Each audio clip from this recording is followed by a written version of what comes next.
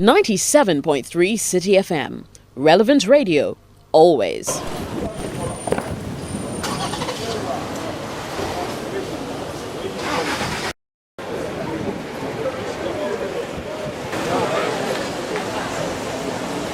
About peace so far has been non-committal.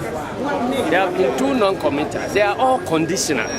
Everybody is saying that peace should happen when there is justice. Peace should happen only when there is justice.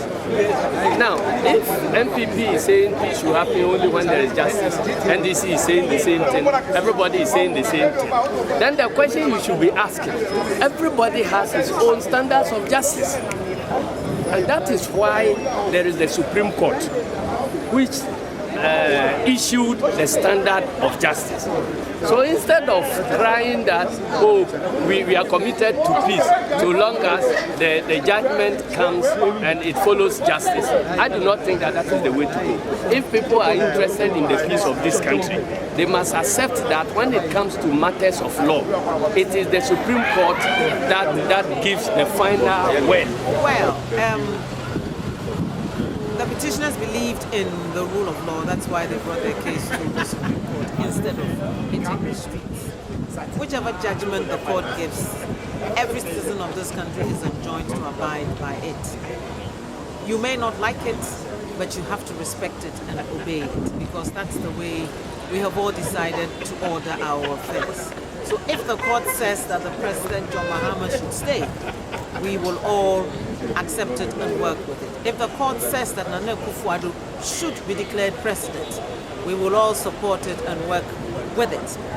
And if the court says that we should have the election again, we will all accept it and work with it. We all have our preferred outcome, but there can only be one result from this election petition. So it is incumbent on every good citizen to accept the decision of the court. I think that Ghanaians should see that we are peace-loving people. Sometimes, every time reason prevails over what we think that we are not being treated fairly, I think we have done well. We should congratulate ourselves. It is time for us to take a sober reflection, see what we have done. And the court, I believe, will give a judgment that will resonate with sense, will resonate with the Constitution, will resonate with the electoral laws. They will put their feet down. They will speak eloquently and decisively.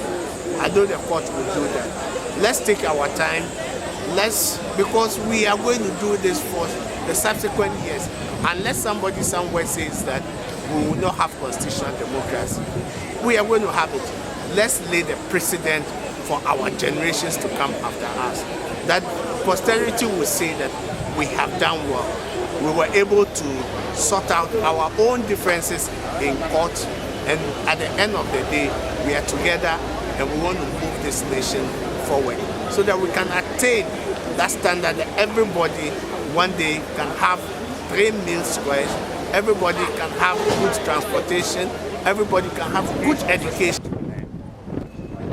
And when it comes to an end, you may not be entirely happy. But it's important that even you are free, of course, to disagree with the decision of the court. But you are not free to say that you will not respect the decision of the court.